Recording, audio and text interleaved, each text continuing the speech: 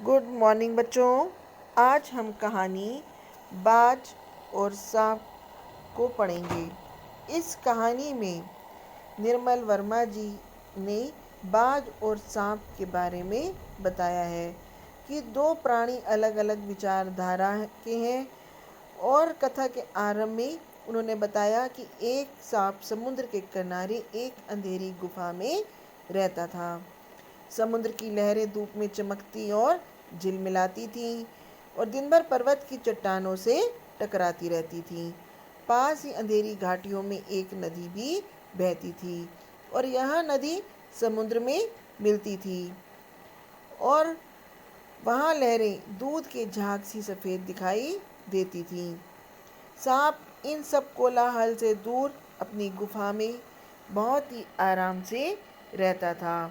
एक दिन आकाश से उड़ता हुआ एक घायल बाज सांप की गुफा में आ गिरा।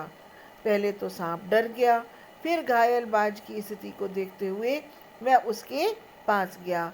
बाज ने सांप से कहा कि जीवन की आखिरी घड़ी आ गई है और समस्त सुखों को मैंने भोगा है और असीम ऊंचाइयों को अपने पंखों से नापा है, लेकिन तुमने तो कभी उड़ने का आनंद ही नहीं लिया। सांप ने कहा कि मेरे पास तो पंख ही नहीं है, मेरा काम तो रेंगने का है और मैंने जीवन भर रेंगा ही है। तो फिर उसने कहा कि तुम दोबारा उड़ने की कोशिश करो तो शायद तुम उड़ सको, क्योंकि सांप उसके दुख से दुखी हो गया था।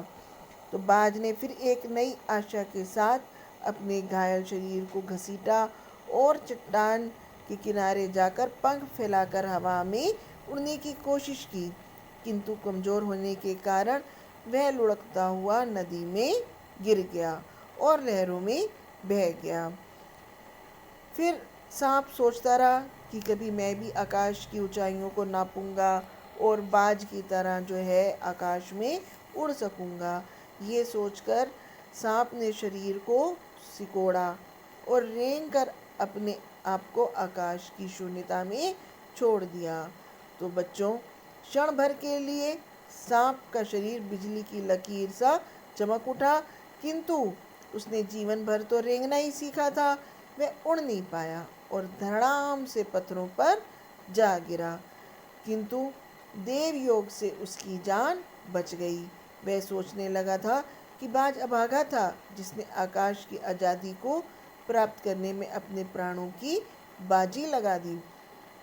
लेकिन फिर उसने एक मधुर संगीत सुना जो बाज के लिए गीत गा रही थी कि तुम अमर हो, तुमने जीवन बलिदान कर दिया। तो अंत में यही हुआ कि जो किसी का काम है उसको वही करना चाहिए, क्योंकि बाज ने हमेशा उड़ान भरी। तो आकाश में उड़ना उसका काम था, किंतु सर्प ने हमेशा ज़मीन पर रेंगा है और उसका यही धर्म है। इसलिए हमको अपने अपने धर्म का पालन करना चाहिए। Thank you.